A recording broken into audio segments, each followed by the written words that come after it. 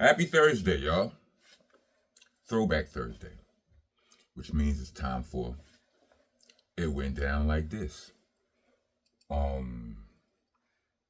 Give y'all a good throwback story. Something I talked about on the Ugly Truth Tuesday a couple of episodes ago. But I wanted to just give you this story by itself, so you ain't got to go searching through that to find it.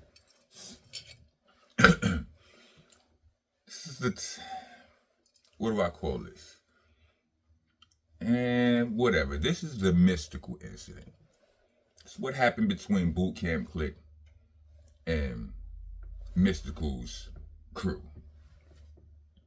There was an incident. Oh. Welcome to the nation, y'all. Like, comment, subscribe, hit the bell for notifications.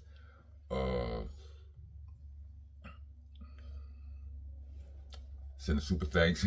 Sorry, I had a little brain freeze. Yeah, hit the bell for all notifications. Send a super thanks or a cash app if you're trying to be a taxpaying citizen of the nation. The best nation is donation. And yeah, let's get to it. Let's jump right into this. So Mystical used to have a crew called the BOOTCAMP CLIK. Off the rip, that was problematic. This was back in the time in hip hop when having the same concept or the same anything as somebody else was frowned upon. You couldn't have the same flow. You couldn't have the same style. You couldn't even use the same slang. So to have the same name, no go, right? So we hear him, we hear it. Now, granted, Mystical he used to be in the military, and Louisiana is shaped like a boot or whatever. So this was his reasons, his rationale for having a crew called the BOOTCAMP CLIK. We don't care about none of that, right? All we know is that's biting. We was first, and if y'all was first, y'all gonna need to prove it, or y'all gonna need to fight us for it. That was basically the young nigga mentality, or the hip hop mentality. So yeah, we used to have these conventions. I think it was the Gavin convention. It was either Gavin or Jack the... I don't think I was ever at a Jack the Rapper. It might have been Gavin. It was in Atlanta. And at these conventions, it'd be like a few hotels in the same area, like 4, 5, maybe a little more, maybe a little less. Hotels where all the celebrities are there. You know what I mean? They stand there. They got shows, they got panels, they got all kind of parties and all kind of shit going on for a span of about 3 to 4 days, right? And the hotel we staying in, Mystical is performing in tomorrow night. Oh, word? Niggas is like, ha ha ha. This is how we, young, feisty little niggas. You know what I'm saying? And so the day comes, and the plan was we was gonna be there. It's in our hotel. We got the home court advantage or whatever. We gonna go see what's up with these niggas, right? And the day came. We was pause protesters. Get your ass out of here. The day came, and we was we was getting ready. I think we had another event. We had something we needed to do earlier in the day, and then later on that night we was going to go to this Mystical show and see what was shaking, pause, right? So the nigga whatever we had to do earlier, we came back to the hotel and we go upstairs and we all go to our hotel rooms and we basically changing from show wear to smoke wear. You understand what I'm saying? And I don't know where the whole rest of my squad. All I know was it was me, Starang Wonder, Sean P. I believe we were the only 3 who made it down to the ballroom in the hotel in time for Mystical's performance. I don't know what everybody else was doing. We didn't care. We was like, niggas taking too long. Let's go. We was on that type of time, right? Go downstairs. We're in the spot, the venue, the ballroom.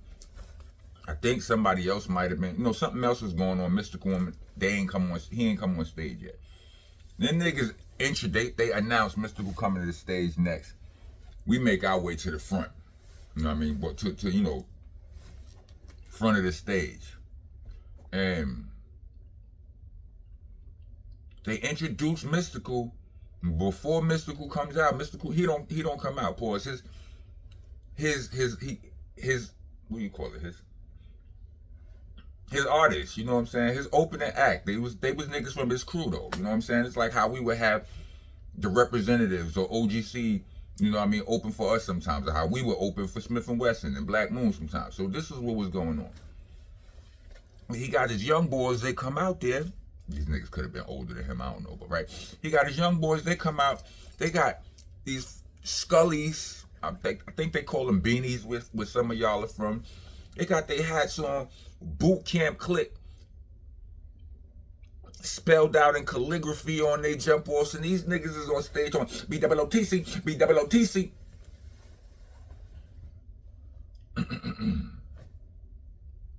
Ladies and gentlemen, I experienced one of the rare, very rare, I mean uber rare, extremely rare moments where I lose all control of myself. I did that. Like, I literally screamed. Like, I let out a like I could not take this shit, right? And I just ran on stage. And I had to, from where I'm watching them right here, I gotta run to the side to get on, I gotta run around here to get on. I couldn't take it. Run to my left, make the right, steps is right here, run on stage. Well, did I climb on stage? Did I climb on stage? If somebody was there, let me know. Anyway, I got on stage, right? And I wasn't even sure what I was going to do, but I was about to wreck the buffet, pause, right? And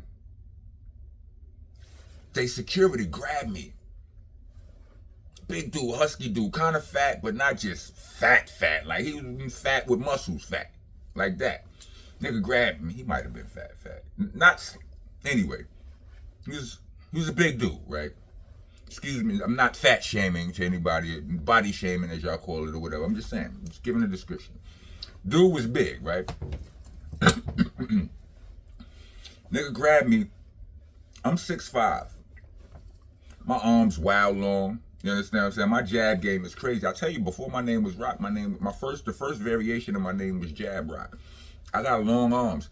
I have no idea. Do not ask me how this man managed to restrain me with both of my arms at my sides. Like, I could not move my, and this nigga was like, listen, like I said, he was a big dude. I'm talking to this, I'm damn near whispering to him like, yo, let me go. I will beat, like, yo, I will beat the shit out of you. Just let me go, fat boy. This is what I'm saying to the nigga. He not even being rude to me. He just like, nah, I can't do that. I'm like, no, sir. No, sir. And I'm like, oh, and I'm stuck. So I come up with the bright idea.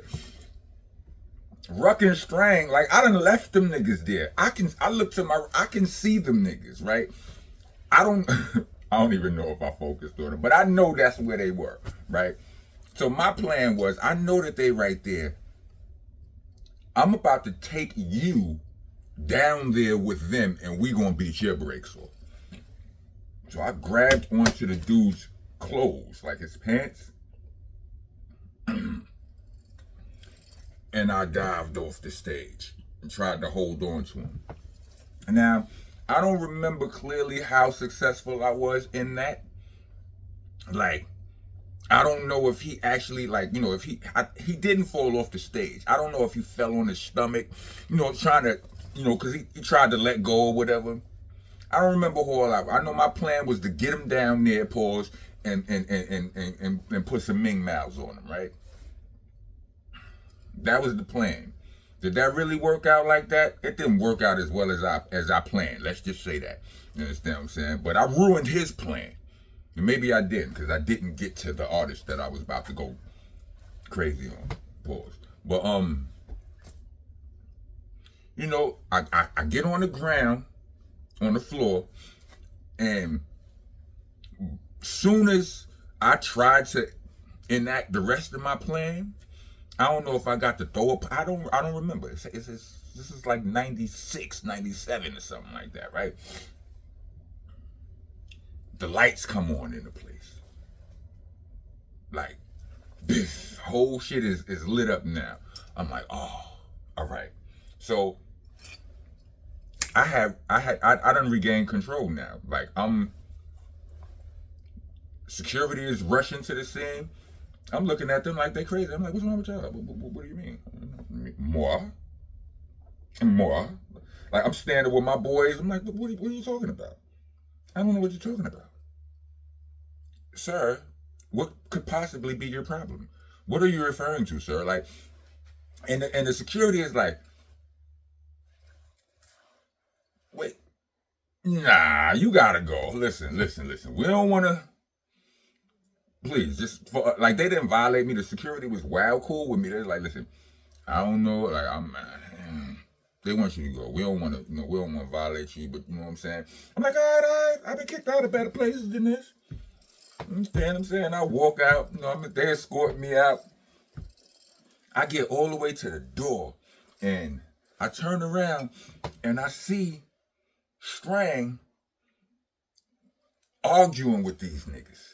Right, they standing on the stage, and it looked like they yelling down at Strang, and Strang has, I could only imagine what Strang is saying about these niggas' mothers, because he's that one. You understand what I'm saying? He's, boy. So I see him, from behind, I'm like, Strang is doing this, and I see them, and I just lost control again. Right? I break free from whatever formation that the securities had me in, walking me out, because they wasn't accosting my shit. I wasn't draped up. They just had me, they was just escorting me in a formation that suggested that I shouldn't go this way, that way, this way, or that way. But I broke free and ran to the stage. Like, I ran back up there now. They chased me. And they catch me right when I get the Strang. I get up there.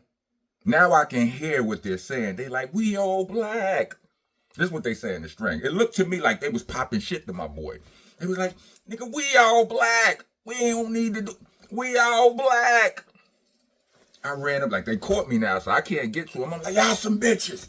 I'm going to hurt one of you niggas. And he dragged me up out of there. And that was the end of it. No, that wasn't the end of it. It kind of was, but it wasn't. I ran upstairs. I think Strang and Ruck got me up. They met me. They're like, all right, we leaving. They met me upstairs or whatever. We changed our clothes. Got some more niggas, because like I said, it was only me, Ruck, and Strang. Boot camp was floating around. The actual boot camp clique was floating around there. I don't know what took them so long, but we went up there and we went and transformed and doubled up. But by the time we came back downstairs, Mystical and them niggas had left the building. So that was the extent of that event. You know what I mean? I never got to put hands on nobody. You understand what I'm saying? If anything, hands were put on me. Pause. I mean, the security nigga grabbed the shit out of me. Pause. And you understand what I'm saying? But that was how that worked out. Salute to what's my son's name? Domingo, the producer. I remember he told a version of the story, and I was having a bad day, and his story wasn't accurate, and I must have been having a bad day, because I was just like, yo, like, I went in the comments like, that never happened. Motherfuckers running around here with the blah blah blah blah blah blah blah. I think Domingo don't like me no more after that. I'm sorry, Domingo. I'm just saying, but this is what happened. You know what I mean? So if you ever listening to I Ain't Having That, and you hear Starang. He go, on how indeed. What he say? He said, Starang, forever like Wu-Tang. My cool green drama hanging your ass, I'm sitting down by your shoes, Starang. Tell them how we do it. That moves the big. Now by all means, I do a show in New Orleans. I do it now by all means. I do a show in New Orleans and get about it, mystical. Starang, we been missing you. Last year, ATL, we almost got physical. I can't talk now. Read about it in the interview. What he originally said was, now by all means, I do a show in New Orleans and scream Mother F Mystical. Damn right we dissing you. Last year at ATL, we almost got physical. I can't talk. But because Mystical was signed to the same label that we took the sample from, our label was like, nah, you can't. Yeah, you're going to have to change that right there. So Strang changed it. You know what I'm saying? But if you listen closely to the ad-libs, if you listen closely, when Strang gets to that ad-lib, you could hear him in the ad-libs go, he said, Mother up, Mystical. He said, get about it, Mystical. Yeah, we've been missing you. You hear Strang say, yo, I fucked you up. You hear him say that. And listen closely and let me know. You know what I mean? Y'all go listen to that song and come back here and let me know. Put the ear, or just type I heard it, or put the ear emoji in there. One or the other. Let me know you heard that, because yeah, it's there. Yeah, I'm gonna wrap this up. This was, I don't know which episode, which installment of It Went Down Like This it is. It used to be called Story Time with Rocco, right? But that's, it's too. So I gotta go through my files and renumber, because I did a couple of story times. So I gotta renumber the episodes. So if I tell you that this is story time episode number 5 or 6, I might come back. You might come back here later, pause, and it's actually episode 10, because I done told some stories down there. You understand what I'm saying? So we're gonna file them all together. If you made it to the end of this video, let me get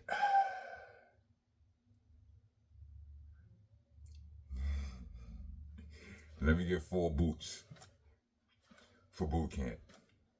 All right, type 4 boot emojis in the comments if you made it to the end of this video. Understand what I'm saying?